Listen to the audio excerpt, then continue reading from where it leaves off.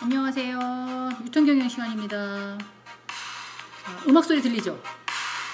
네, 재직자반 또 주말반을 위해서 동영상을 들으실 때 좀 신나게 준비하시라고.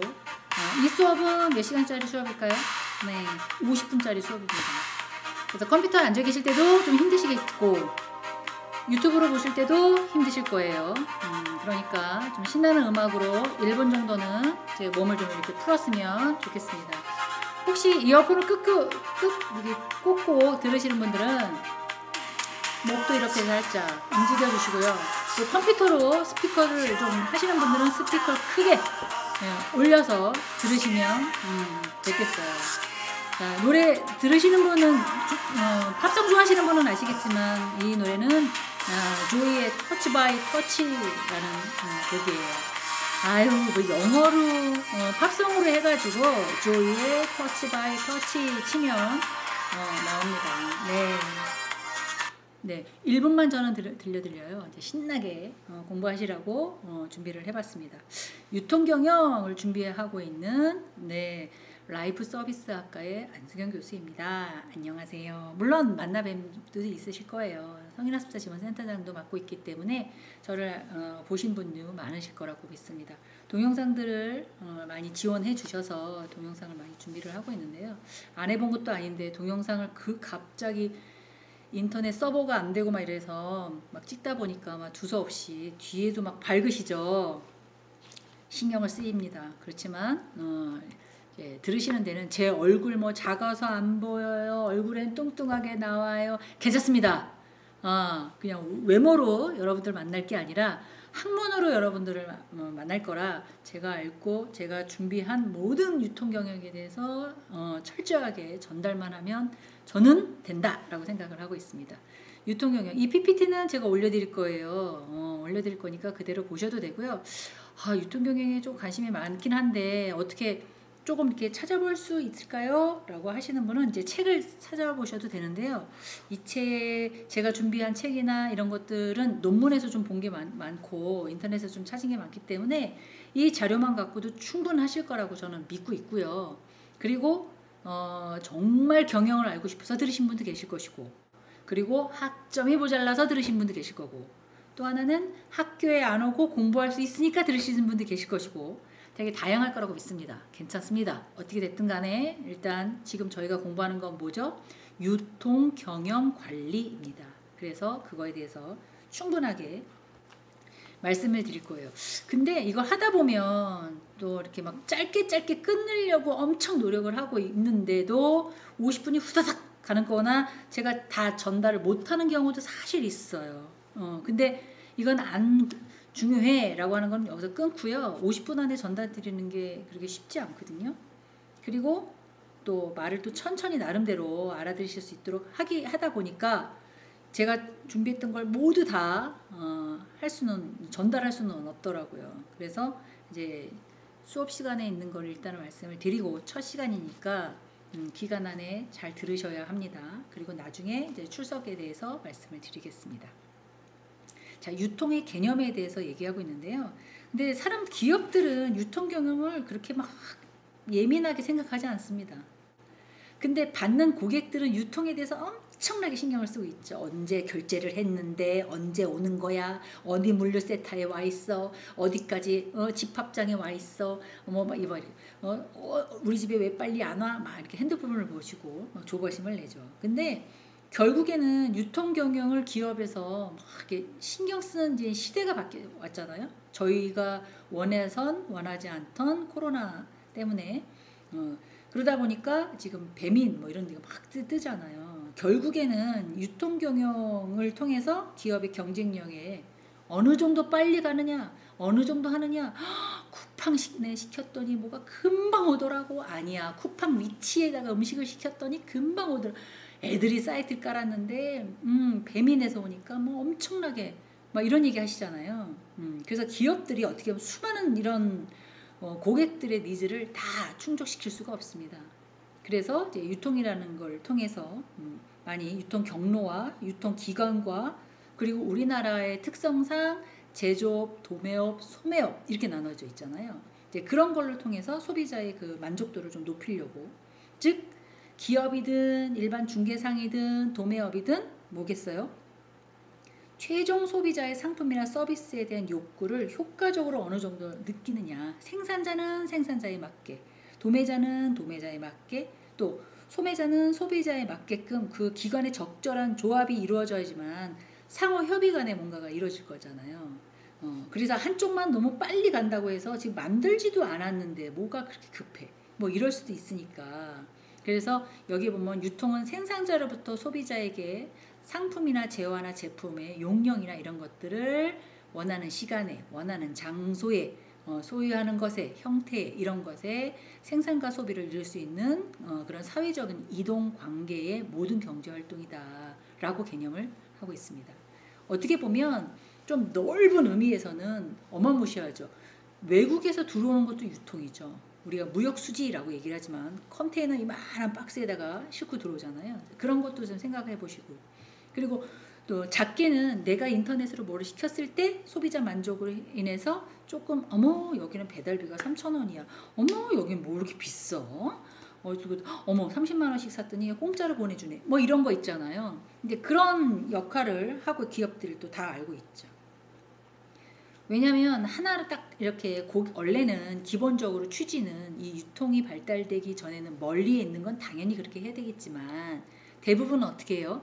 자동차를 하나 새 거로 산다고 한다면 자동차가 어디에 있어요? 대부분 뭐 예를 들어서 어느 공장에서 만든다. 그러면 갖고 올라와야 되겠죠. 그러면 그 운반비를 누가 내요? 저희가 내는 거예요. 원래 옛날부터는 물건을 살 때는 어떻게 했어요? 저희가 시장에 가서 물건을 사서 물건을 갖고 와서 집에서 쓰는 그런 제도였잖아요.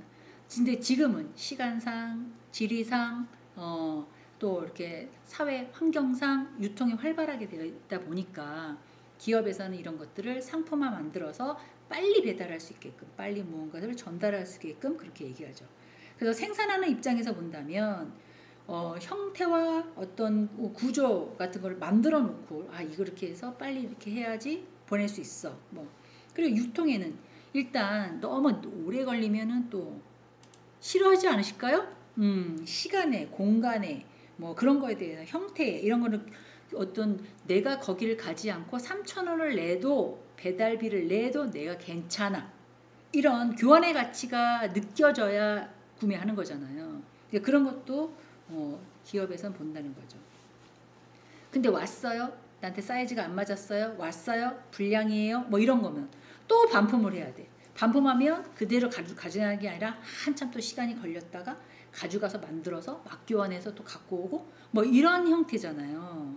그러니까 그런 소비자들이 어떻게 보면 저희들 세계는 온라인 세대가 아니라 오프라인 세대 같은 경우는 직접 가서 눈으로 확인하고 물건 제대로 됐는지 갔는지 실었는지 포장 제대로 됐는지 뭐 이렇게 하는데 대부분 요새 사람들은 그렇지 않잖아요. 온라인 세대들은 한 3주 걸리겠지. 한 달, 한 일주일 걸릴걸? 이게 습관화되어 있다는 거죠. 그래서 어떻게 보면 유통경로 시장에서는 저희들보다 온라인 세대를 더 선호할 수도 있어요. 왜? 그 사람들의 유통의 기능의 개념이 머리에 고착화가 되어 가고 있기 때문이죠. 그래서 국민의 경제적인 측면에서는 생산과 소비자를 좀 연결시켜주는 직거래를 하잖아요. 그 직거래해서 공동구매해서 조금 싸요. 아니면 조금 가격이 낮지만 그럼에도 불구하고 운반비는 별도로 붙습니다. 뭐 이런 거.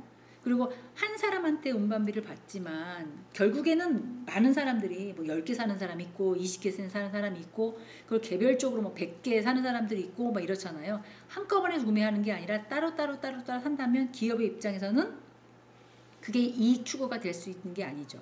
그럼 어떻게 해요? 비용으로 물론 자기네 회사에서 자기네 차로 갖다가 준다면 얘기가 다르지만 기업에서도 그렇게 안 한다는 거죠. 그것만 전문으로 하는 사람한테 이거 주고 갖다 주세요 라고 하는 경우가 많죠. 그러면 딜리버리 업체 같은 경우는 유통을 전문하는 업체라면 고객에게도 받고 기업에도 받겠죠. 그러면 그 사람이 그거를 가지고 매출을 창출하고 수익이 또 창출되는 그런 현상이 일어나는 거죠. 그러면 생각해 보세요. 기업들이 왜 추가 비용을 내면서까지 이런 중간 유통업 유통기업을 통해서 유통하는 회사를 통해서 자기 물건을 빨리 고객에게 전달하려고 할까요? 왜 그럴까요? 만족도죠. 그리고 효용의 가치를 느끼려고 하는 거죠. 어디다가 시켰더니 아우 쿠팡에다 시켰더니 하루 만에 오네 그냥. 아이고 세상에 그냥 너무 그냥 여기다 또 시켜야 되겠네. 여기도 괜찮아야 돼. 뭐 이런 거 느끼지 않겠어요? 그래서 생산자와 소비자를 연결시켜주는 기능을 기업 측에서 보면 생산된 제품을 시간과 장소 엄청 중요합니다. 소유, 형태 뭐 이런 것들. 고객님 어저께 주문하셨죠? 오늘 갖다 드리겠습니다. 그러면 뭐 느낌이 어떠세요? 모든 유통의 제일 기본이 되는 게 시간, 장소, 소유, 형태를 더 부가가치를 창출하게 갖는 것이다. 여기 그리고 나서는 댓글로 남겨주세요. 또 구매하신 후에 그 소감문 같은 거 올려주세요. 뭐 이런 식으로 얘기하잖아요. 그러면 그거 보고 사람들이 또 그래서 어떻게 보면 여러 가지 기능이 있지만 앞에서 말씀드린 것처럼 유통기는 시간과 장소, 소유, 형태 이런 효용의 가치를 되게 중요시 여기고 있다라고 보시면 될 것 같아요. 자, 그 다음에 인격적인 통일 기능에서 소유를 이전한다 이런 단어가 나오는데요. 어떻게 보면 생산자가 갖고 있어서 팔지 않으면 그 사람들 거잖아요. 근데 이거를 다른 사람에게 당연히 이전하겠죠. 중간상해 같은 경우도 제조업 걸 갖고 있다가 마진을 묻혀서 소매업에다가 하고 소매업을 또 받아서 이거를 최종 소비자에게 전달하는 과정이잖아요. 그래서 저희 소비자들 이제 여기서 공부하고 계시는 성인학습자도 소비자, 물론 중간 단계도 계시겠지만 소비자, 저도 소비자 입장이라면 좋은 물건을 사기 위해서 저기 뭐 예를 들어서 산지나 부산이나 그런 데 내려가서까지는 살 수는 없는 거잖아요. 그렇지 않을까요? 그러면 우리나라 중간 상인들 다 폭삭 망할 것 같습니다. 그래서 제와의 최종 소비 단계까지 유통하는 데는 뭐 시간도 좀 필요하고 거래 횟수도 필요하고 그리고 효율성도 좀 필요하고 그 다음에 스피드 얼마만큼 활동량이 빠르냐에 따라서도 효율성에 따라서 거기다가 한번 시켜봤더니 너무 늦게 오더라 뭐 이러면은 그냥 귀찮아 너 기다리는 것도 나는 싫어서 빨리 뭔가를 사면 빨리 와야 돼 이러신 분은 많이 또 못하시죠. 특히 직구 같은 걸 많이 못하시죠. 최하 3주 길게는 3주 늦어서 빨리 왔다 싶으면 2주 정도 걸리니까 통관하는 게 있기 때문에 그렇습니다.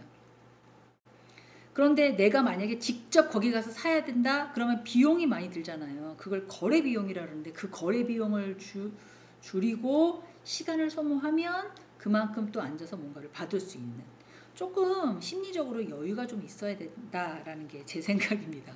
그래서 재화와 용역을 생산자로부터 소비자에게 사회적으로 유통시키는 인격적인 것을 이동하는 그 이전의 기능을 하고 있다. 그렇게 보시면 될 것 같아요. 장소도 운송 기능을 얘기하는데 요새는 사이트 핸드폰의 사이트에 보면 막 뜨잖아요. 언제 그 고객님 걸 출발했습니다. 어디에 집합했습니다. 어디에서 분산합니다. 어디까지 갔습니다. 뭐 이런 것들을 얘기를 하잖아요. 그렇기 때문에 훨씬 더 관심 있는 사람이면 충분히 내 물건이 지금 어디에 있구나 라고 얘기를 하죠. 그래서 장소적인 이게 정말 여기 있나? 너무 급해서 그런데요. 여기 찾으러 갈게요. 뭐 이러신 분이 있을 수 있겠죠. 정말 급한 물건이면. 근데 대부분 어떻게 해요? 그거 보고 내일 이면 오겠구나. 근데 왜 토요일 일요일 끼고 뭔가를 했는데 왜 이렇게 빨리 안 오는 거야? 왜 이렇게 늦어? 뭐 그런 경우도 없잖아 있어요. 근데 우리나라의 구조상 뭐 다른 나라까지 제가 다 파악을 못했지만 원료를 공급하는 사람이 있고요. 그걸 받아다가 막 만드는 생산자가 있어요. 그 생산자는 제조업자라고도 부릅니다. 이 제조는 컴퓨터를 제조하는 회사도 있고요. 자동차를 제조하는 회사도 있고요. 그리고 조금은 문구점을 제조하는 회사도 다양하겠죠. 그럼 이런 것들을 한꺼번에 해서 중간 단계가 있잖아요.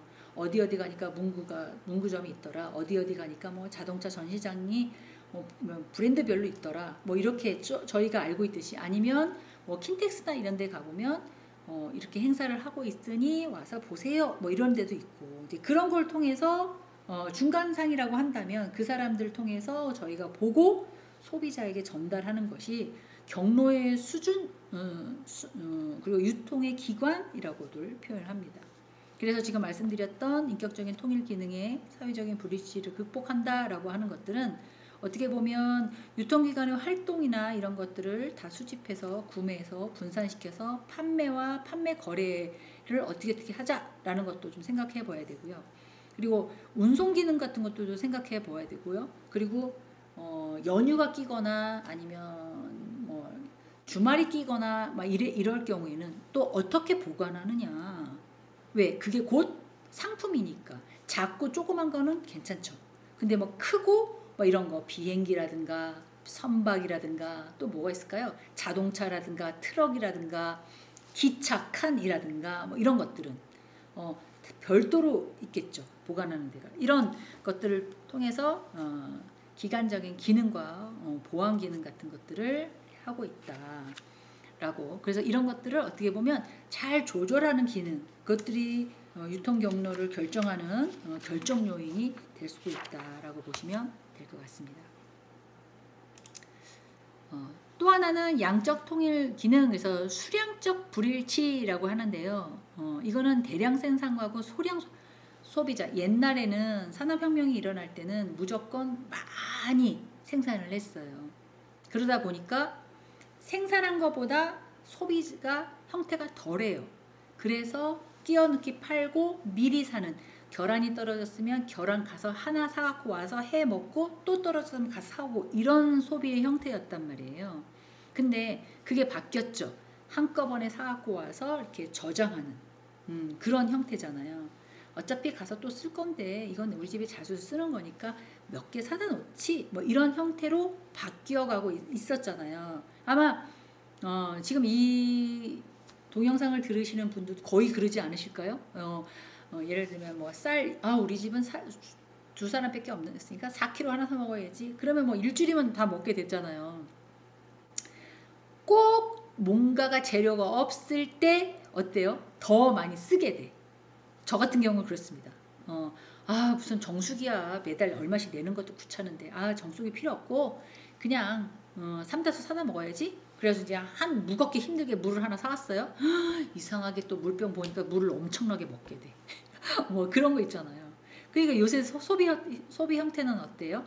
더 많이 사갖고 오잖아요. 그런 것들도 고려해야 된다는 거죠. 그러면 그런 소비자의 형태를 아니까 기업들은 중간상이나 생산자들은 어떻게 해야 되겠어요? 묶어서 팔던가 이런 생활 필수품 같은 경우는 그죠? 묶어서 한꺼번에 작은 것들을 한꺼번에 그래서 대량 생산해도 소량 소비 간에 수량적 불일치가 발생될 수 있도록 묶어서 세트로 6개, 3개, 1개 뭐 이렇게 묶어서 뭐 선박이나 자동차는 한 개씩 팔아야겠죠. 당연히 이거는 세트로 묶을 수가 없으니까. 제가 말씀드렸던 물 같은 건 6병, 4병 물론 하나씩도 살 수 있죠. 그렇지만 그렇게 갖고 가기가 좀 편하니까 그런 형태라고 보시면 돼요. 그래서 품질적인 통일 기능, 그래서 품질의 불일치를 극복한다. 생산자와 여기 오타가 났네요. 판매자로 되어 있는데 판매자입니다. 공급하는 재화와 용역과 소비로 인해서 어떤 용역의 품질을 적합하지 않을 경우에는 품질 간의 품종이나 품질의 특성이나 포장이나 형태나 근데 제가 경험했던 일상생활의 모든 것들은 아무리 개인이 개인한테 뭔가를 판매를 한다 하더라도 엄청나게 품질이나 이런 것들에 대해서 신경을 쓰죠. 근데 우리가 알고 있는 것들은 특히 식품이나 의약품이나 이런 것들은 당연히 국가에서 인증한 것들을 통과해야 되겠고요. 그렇지 않고 일당적이면 아예 어디서 제품을 만들었는지, 어디서 구매를 했는지, 어디서 제조를 했는지를 표시되는 그런 형태잖아요. 그렇기 때문에 또 쉽게 말하면 또 싼 게 비지떡이다 뭐 이럴 수 있죠. 또 비싼 값을 한다. 대부분 그렇게 말씀하시잖아요. 그래서 이제 품질의 통일의 기능도 유통에 해당이 됩니다. 금융적인 통일 기능이라고 해서 재화나 용역 서비스에 대해 전달되기 때문에 생산자가 판매자로 하여금 대금을 회수하기까지는 공백이 좀 걸리죠. 예를 들어서 제가 뭐 한다 그럴까요? 막 음식을 하는 사람이에요. 그래가지고 배민으로 막 음식이 들어와요. 그러면 띵동 띵동 이렇게 이제 메시지가 뜨잖아요. 그럼 그쪽에서 청구를 하겠죠. 한 달에 당신네 가게에서 배달비가 58만 원 청구되었습니다. 그럼 어떻게 해요? 그러면 매달 그날 줄 수도 없잖아요. 그죠? 근데 그날 줄 수도 없는 또 하나는 이렇게 딜리버리로 뭔가를 시키면 뭘로 계산해요? 카드로 계산해요. 카드가 그 대표자한테 매일매일 결제되는 것은 아닙니다. 그러면요. 정해져 있죠. 카드 대금처럼 10일, 15일, 20일 이렇게 정해져 있죠. 3번이신 분도 계시고 2번인 분도 계시고 한 분인 분도 계시긴 하지만 한 분이 이게 수량이 횟수가 작다는 건 그만큼 매출이 저조하기 때문에 은행에서 한 번만 모아서 한 번만 입금을 시켜주겠다라는 거고, 매출이 조금 많거나 좀 사이즈가 크다, 매출 수익 금액이 크다, 그러면 어떻게 해요? 그러면 뭐 한 달에 2번, 뭐 3번, 뭐 이렇게 입금이 되는 거죠. 그러면 그걸 받아서 기업은 배달해줬던 업체한테 결제를 하기 때문에 시간적 공백이 당연히 발생할 수밖에 없습니다. 제일 편한 건 내가 물건 줄 테니까 너 나한테 현찰 줘, 이런 건데 유통은 그렇게 되기가 쉽지 않다는 거죠. 위험 부담도 사실 있습니다. 누가 잘못 가져가는 경우도 있고 경제적인 위험도 생겨날 수도 있고요. 뭐 가다가 교통사고가 날 수도 있는 거고요. 지진이 날 수도 있는 거고요. 아니면 뭐 조금 뭐 영화적으로 얘기한다면 강도를 당할 수도 있는 거고요. 이런 요새는 그런 경우는 별로 없지만 이런 분쟁이 좀 생기는 것도 없잖아 있잖아요. 그런 것도 없잖아 있죠. 제가 말씀드린 건 일상생활에서 느꼈던 그런 유통, 그 다음에 뭔가를 온라인으로 뭘 샀을 때를 예를 든 거고요. 기업과 기업에서도 이런 일이 있나요? 있지요. 선박에서 다른 나라로 옮겨가는 경우에는 잘못 가져가는 것도 있고요. 그리고 잘못 내려준 것도 있고요. 착각해서 프랑스에다 내려줘야 되는데 이태리에다 내려줬어. 그냥 프랑스 사람이 이태리, 물론 옆 동네긴 해요. 옆 동네를 하더라도 뭐 자동차로도 뭐 한 서너 시간 가야 되고 비행기로 2시간은 가야 돼요. 여기서 유럽 가는 것보다 훨씬 더 가깝지만 비용이 또 들어가잖아요. 그런 일이 생겨날 수 있다는 거죠. 그래서 위험 부담에 대한 기능이 있을 수 있다. 시장 정보에 대한 기능에서 생산자와 소비자 간의 의사 정보가 또 전달이 다 안 되는 경우도 없잖아 있습니다. 상황에 따라서는 그런 것들을 얘기를 하고 있지요. 자, 유통 기능에 대한 분류. 제가 오늘은 좀 죄송스러운 말씀을 해야 되는데요. 작업은 PC에다가 했는데 이거를 동영상으로 전환시켜서 동영상에는 카메라가 달려 있거든요. 지금 보이시는 것처럼 스피커도 달려 있고, 그래서 카메라가 그다음에 이제 노트북으로 돌려서 약간 녹음을 급하게 사실은 하고 있습니다. 그리고 이제 미리 했어야 되는데 말씀드린 것처럼 구글 드라이브 서버가 뭐가 잘못돼서 제 아이디가 사용할 수 없습니다 라고 계속 떠서 급하게 올려요. 그러다 보니까 자료를 제가 체크업을 조금 못한 게 없잖아 있어요. 여기 유통 가능의 분류가 아니라 유통 기능의 분류인데 중간중간에 이렇게 오타가 나서 제가 이걸 지금 찍고 있는데 발견을 한 거거든요. 근데 한번 자료를 조금 들여다보고 확인하고 그리고 다음에는 조금 늦더라도 그때 올리더라도 그렇게 해야 될 것 같다라는 생각을 가졌습니다. 왜냐면 이게 지금 그러다 보면 또 제가 중간중간에 말이 끊길 수가 있고 그래서 죄송스럽네요. 자, 그 다음에 유통기능은 상적 유통이라고 해가지고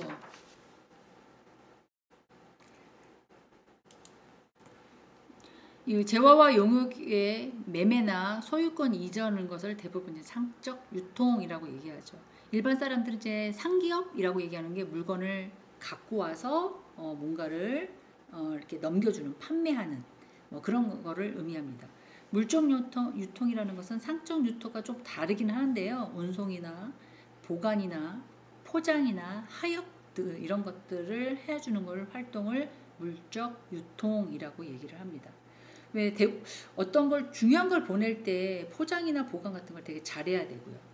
뭐 골동품도 그렇고요. 뭐 큰 뭐 다이아몬드도 그렇고요. 특히 금이나 뭐 이런 것도 그렇고요. 그리고 내릴 때도 조금 유리 같은 것도 내릴 때도 좀 잘 조심해야 되고요. 뭐 이런 거 있잖아요. 이제 그런 것들을 의미합니다. 그래서 유통의 조성의 활동에는 금융적으로 위험 부담이 있거나 뭐 보험을 꼭 드는 것도 없잖아 있고요. 제가 제 경험상 무역업을 체크업을 한 적이 있었거든요. 그러면 무역업 같은 경우에는 어떻게 포장할 거냐, 어디다가 선박을 실을 거냐, 어떻게 제공할 거냐, 뭐 이런 인보이스나 패킹 리스트나 신용장이나 이런 것들을 다 작성해서 돈은 어느 은행에서 받을 거니, 어디서 찾을 거니, 그리고 만약에 무슨 일이 생긴다면 누가 책임을 질 거니, 혹시 이런 것들을 누가 관리할 수 있니? 저쪽의 변호사는 샀니? 이쪽의 변호사는 누구니? 이거의 중간 관리자는 누구니? 막 이런 거 엄청나게 물어봅니다. 그래서 그런 것들을 다 정리하고 세팅이 돼야지만 이거는 간단한 물건이면 또 만들어서 갖다 주고 막 누구든지 자기 물건을 해외나 기업체에다가 뿌릴 때는 소중하게 전달을 제품다운 제품을 전달해야 되잖아요. 이제 그런 것들을 도와주는 형태의 기능이 유통 기능이다라고 보시면 돼요. 정부와 정부에서도 금융과 금융 사이에서 은행과 은행 사이에서도 뭐 이런 걸 하잖아요. 유통 그러니까 꼭 물건을 줘야 되는 건 아니고요. 용역도 가능합니다. 서비스도 가능합니다. 보이시나요? 서비스가? 용역은 뭐 사람이 가서 일을 하는 거니까. 금융과 정부는 이제 그런 게 강하겠죠. 관계겠죠. 그래서 유통 기능은 제조업, 생산, 도매업, 소매업, 유통업자, 창고업자, 금융업자, 보험업자 이렇게 구분이 되더라. 라고 그냥 이론학적으로 알고 계시면 될 것 같아요. 자, 여기는 제가 이제 그림을 조금 캡처해서 올렸는데요. 여기 보면 공급자들이 있고요. 공급은 뭔가를 막 만들어내는 사람이잖아요. 제조일 수도 있고요. 또 용역일 수도 있고요. 또 뭐가 있을까요? 뭐 제품일 수도 있고 뭐 여러 가지가 있다. 서비스도 있고 그렇잖아요. 어떤 공급자인지 모르지만 그런 거 공급을 해요. 그러면 중간상이 있어요. 그죠? 그 중간상이 기업이 될 수도 있고 중간 연결만 시켜주는 사람도 있고요. 아니 그런 사람이 있어요? 있지요. 좀 좋게 말하면 약간 중개인이고 좀 나쁘게 말하면 브로커라고 얘기할 수 있죠. 브로커란 단어 자체가 약간 우리가 나쁜 쪽으로만 사용해서 그렇게 얘기를 하는데 그렇게 나쁜 의미는 아니에요. 중간 기업에 직접 연결을 할 수 없으니까 중간에서 누군가를 연결시켜주는 뭐 예를 들어서 외국에서 암을 수술할 수 있는 기계를 갖고 와요. 근데 중간 기업체들이 그런 것만 전문으로 수입을 합니다. 수입을 해서 기업들에게 팔죠. 그 기업은 각 병원이라고 가정을 해요. 그러면 뭐 삼성병원, 뭐 서울대병원, 뭐 무슨 병원, 뭐 여러 개 있잖아요. 그런 데다가 보내는 거죠. 중간상이. 그래서 공급자한테 받아서 하는 방법을 배워서 이건 어떻게 수술하시는 거고요. 이건 어떤 프로그램을 쓰시는 거고요. 이렇습니다. 라고 기업체에다가 얘기를 해요. 그래서 이 기업이 중간상을 거치지 않고 바로 고객에게 가는 거죠. 의료시설은. 그런데 이 브로커에다 받아서 기업이 갖고 있다가 큰 기업에 들어갔으니 조그만 그 병원 같은 데는 바로 연결되는 게 아니라 또 중간상에 있는 거죠. 그거를 뭐 소매업, 도매와 소매의 차이는 도매는 대량, 소매는 작게 뭐 이런 거잖아요. 이걸 가지고 작은 고객들에게 다른 이제 우리들에게 이제 가는 거죠. 또 무슨 병이야 그러면 어디 병원이 좋아? 무슨 병이야 그럼 어디가 좋아? 이렇게 얘기를 하지만 거기 가니까 사람 너무 많더라. 여기도 너무 잘해. 이거 뭐 큰 병 아니니까 여기 가도 될 것 같아. 이러시는 분들 계시잖아요. 그러면 이제 그 고객은 그 병원을 찾아가는 거잖아요. 그래서 어떻게 보면 우리나라가 중간상이 개입을 하지 않고는 오히려 뭔가를 판매되는 거래가 발생률이 그렇게 작다라고 얘기를 하고 있습니다. 그럼 중간상이 많을까요? 아니면 생산자가 많을까요? 당연히 소비자는 많을 수밖에 없고요. 생산 비례를 얘기하면 예를 들어서 제가 지금 그림 걸 비례해서 말씀드리면 공급자 즉 생산자는 3명이라고 한다면 중간상은 1명입니다. 다 가지고 있다가 판매하는 거죠. 여기는 기업이 낀다라고 한다면 기업이 고객이다라고 하면 기업이 최종 소비자가 되는 거고요. 만약에 기업이 끼지 않고 중간 단계로 또 넘어간다고 한다면 그 다음에서 소비자가 되는 거죠. 그러면 판매자에서 직접 가는 것도 있어요. 그래서 직판매장이에요. 생산자가 만들어서 직접 고객으로 가요. 이런 사람들도 계시고 생산자가 중간 단계를 걸쳐서 소비자에게 가는 경우도 있고요. 그리고 생산자가 이제 중간 단계 A, B 2개 정도 걸쳐서 이렇게 가는 경우도 있고요.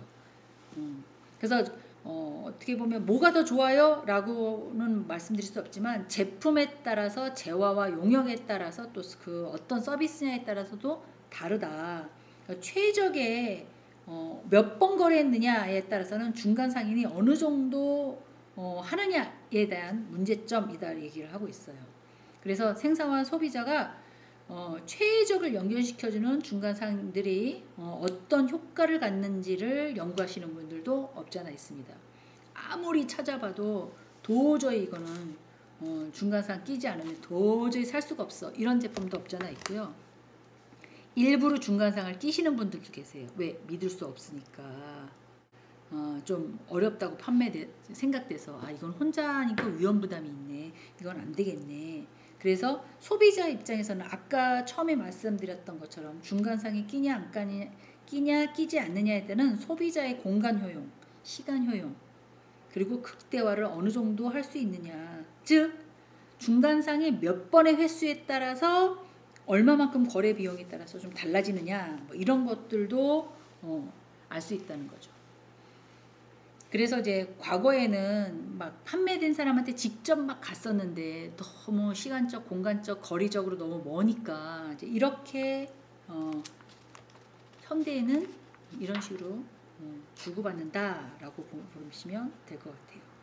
근데 이제 중간상의 개입 없이 뭔가를 사는 것도 좋죠.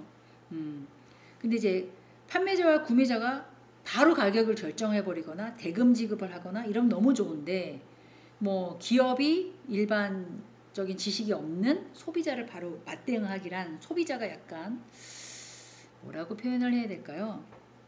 불합리하다고 해야 될까요? 정확하지 않으니까 뭐 이런 거잖아요.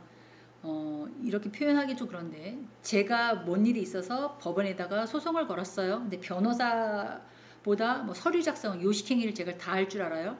그래서 제가 직접 작성을 했어요. 그래서 법원에 갔어요. 그거와 변호사를 끼고 법원에 대응하는 거와 중간상이라고 한다면 그러면 어때요? 제가 직접 할 수도 있지만 변호사를 꼈으니까 훨씬 더 이 사람이 한번 이 사건에 대해서 다시 한번 어떤 생각을 했겠구나, 어떤 생각을 다시 했겠구나, 어떤 방향으로 다시 가겠구나. 그리고 이 변호사는 저한테 수수료를 받으니까 어때요?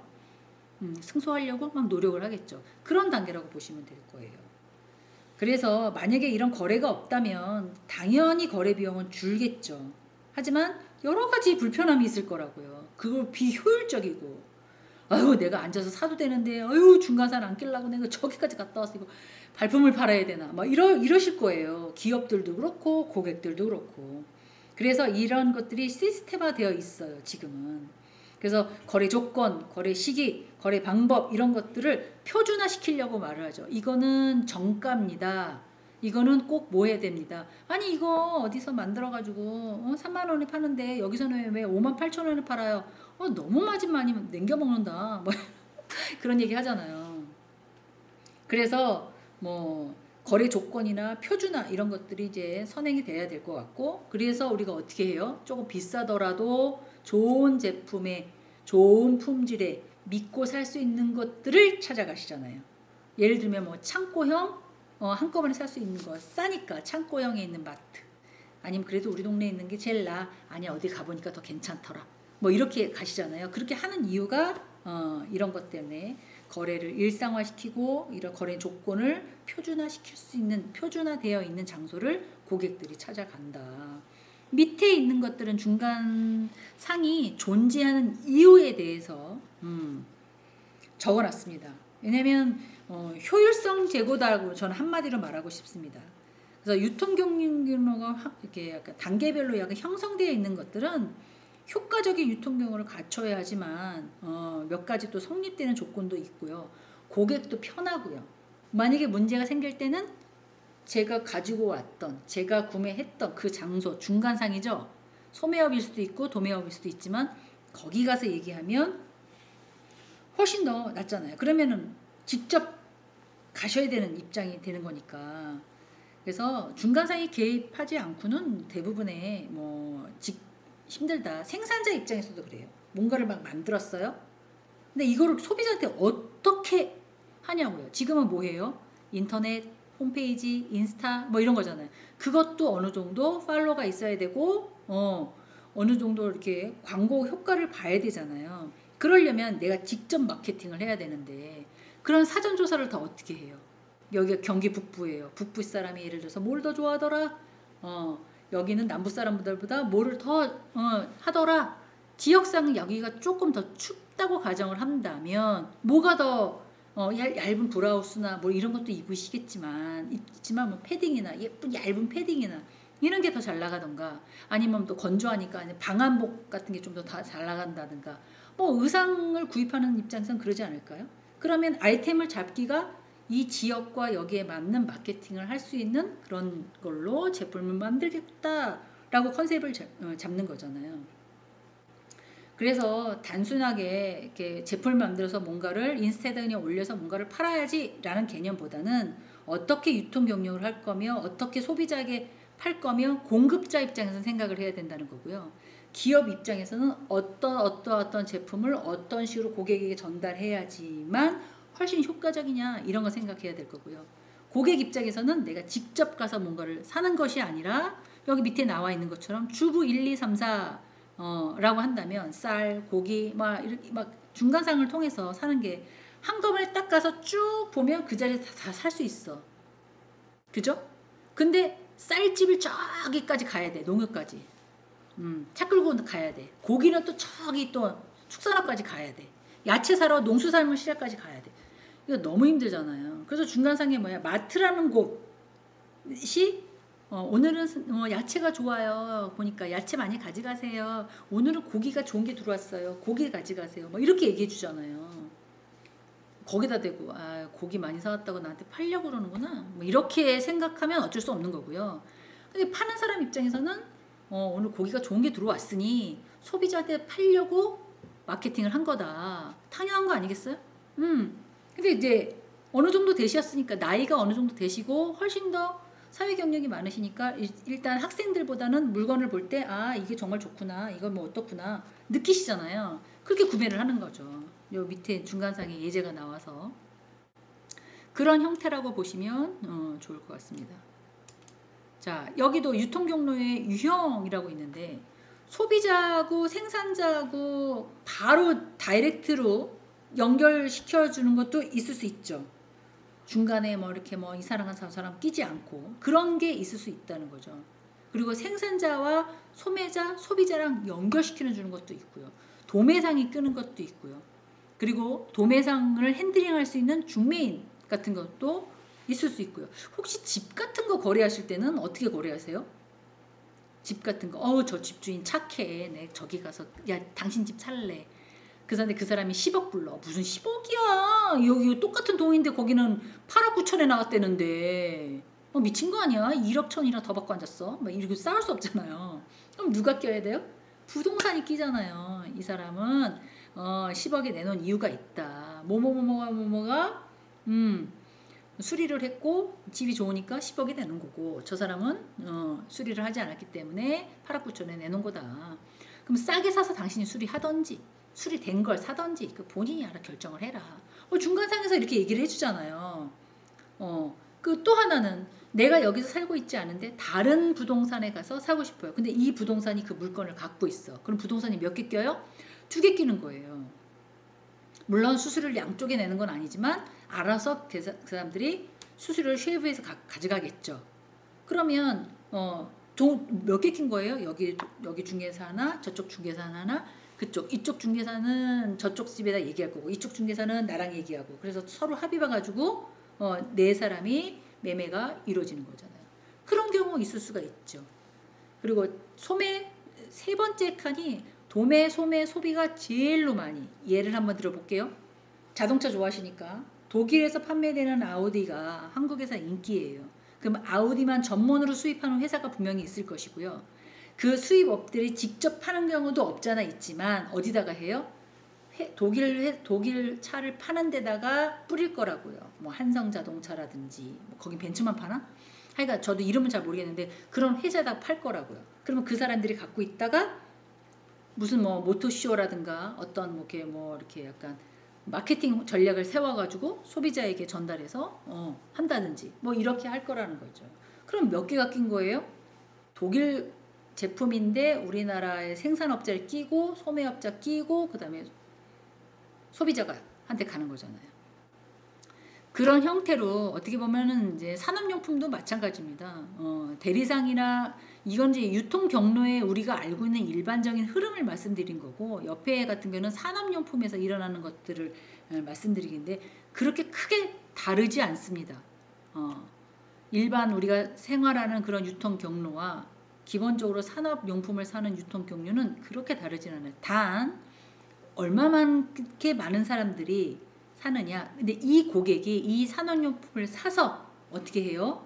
물건을 또 만들어서 소비자에게 판단 말이죠. 그렇기 때문에 조금 유통 경로의 기간이 단계가 조금 단축인 것 뿐이지 같다 우리랑 그런 의미로 이해하시면 좋을 것 같습니다. 유통 경로를 결정하는 이론이라고 얘기를 해요. 유통 경로는 대부분의 뭐 무슨 이론 막 이론이 엄청나게 많은데요. 저 같은 경우에는 유통 경로에 관련된 거는 딱 몇 가지로 얼마만큼 서비스가 좋냐 이거 따질 것 같아요.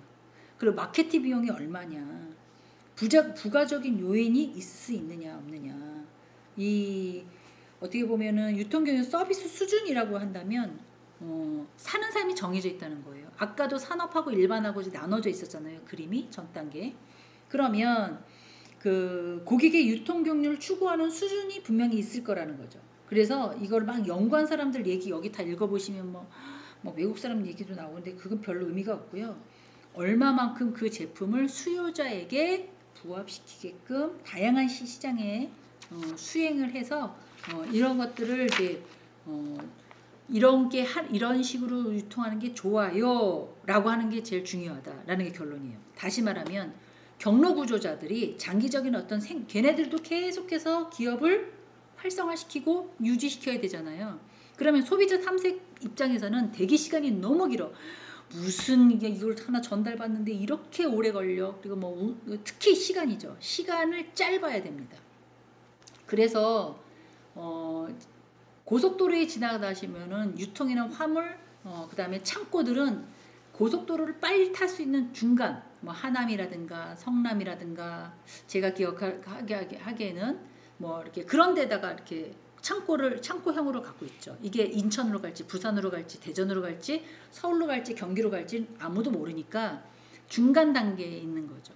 왜? 전국에서 어디로 갈지 모르니까 유통업은 거의 다 그런 데다가 많이 해요. 왜냐하면 이에 대기 시간을 축소하려고 하는 거죠. 그리고 운송 및 저장 비용도 감소시켜야 되잖아요. 서울 시내 땅덩어리보다는 경기도 사이드권 아니면 충청권, 대전권 이런 데가 조금 더 땅값이 저렴하잖아요. 이제 그런 것도 생각을 해본다는 거죠. 그리고 도매상이나 소매상을 제공하는 그 공강장 편의시설 그런 것들도 누가 지키고 있어야 되잖아요, 사실. 그리고 무슨 뭐 필요하다 그러면 손으로 가서 이렇게 끌고 오는 것만 괜찮은데 뭐 지게차를 이용해서 뭔가를 갖고 온다든지 어느 에다가 몇 톤 뭘 넣어야 된다든지 뭐 이러면 또 누가 또 상주하고 있어야 되잖아요. 그런 것까지 다 고려해서 고객의 만족을 증가시킬 수 있도록 결정된 이론들을 쭉 적어놨어요. 게임 이론, 뭐 기능 위장 이론, 그다음에 지금 거꾸로 읽고 있는데요. 연기 투기 이론, 거래 비용 이론, 뭐 이런 식으로 코즈 원리엄이라고 적혀 있는 것들은 이제 이런 것들을 연구했던 외국 사람들을 집어넣는데요. 이제 쭉 한번 읽어보시고요. 이거를 막 외워서 막 뭘 할 게 아니니까. 고객이 이용할 수 있도록 다양한 상품을 많이 만들고 이걸 마케팅 경로를 통해서 고객에게 제공을 했어요. 근데 서비스를 딱 받았을 때 어머 여기는 진짜 다른 데는 비용이 5,000원인데 여기는 야 2,000원밖에 안 받고 야 배달해준다. 여기는 싸니까 어차피 낼 거야. 유통비 내야 돼. 배달비 내야 되지만 여기 되게 싸네. 근데 여기만 그래 물건도 나쁘지 않았어. 난 여기만 신청해야지. 이런 것도 없지 않아 있거든요. 지금은 유통비용도 만만치 않습니다. 그래서 다양하게 많아질수록 또 그렇게 해서라도 조금 덜 하더라도 갖고 있는 물건을 어떻게 해야 돼요? 빨리 풀어야 돼. 그렇지 않을까요? 빨리 풀어야지. 그걸 갖고 그렇게 뭐 이건 안 돼. 이건 얼마짜리인데 절대 못해. 이러면 안 되거든요. 그건 제가 생각해도 제가 경영자라도 별로 좋지 못한 행동이에요. 조금 비용이 들더라도 웬만하면 좀 가야 된다. 그래서 이 서비스 수준에서 의사결정은 매일 중요하다고 보시면 될 것 같고요. 여기 유통 경로를 결정하는 여러 가지 이론들이 있기는 하는데 서비스 품질이나 빨리 오기는 했는데 재화나 제품이 엉망진창게 왔어. 뭐야 얘네들 미쳤나봐. 불량 보낸 거 아니야? 뭐 이런 얘기 또 들리면 안 되잖아요. 그래서 의사결정에 중요한 이제 그런 것들도 좀 고려를 해야 되고요. 서비스 제공이나 유통 비용에 관련된 이제 서비스 품질이나 기대 수준이 지각됨으로써 그 수준 간의 그 차이도 조금씩 달라진다라고 얘기를 하고 있어요. 근데 기업 입장에서는 일단 고객이 생각하고 기대하는 그 수준에 항상 맞춰야 된다. 맞추려고 노력을 해야 된다. 그렇게 얘기를 하고 있죠. 근데 지금은 어때요? 이게 대중화되어 있어요. 지금 DX나 컴퓨터나 동영상 들으시려고 뭐 컴퓨터도 로그인도 해보시고 뭐도 해보시고 어머 이거 어떻게 듣는 거야 안 들려 어머 나 이거 신청했는데 이거 다 열심히 들었는데 출석 체크가 안 됐어 도대체 이거 왜 이러는 거야 핸드폰으로 들어서 그런가 막 이런 얘기 하시잖아요.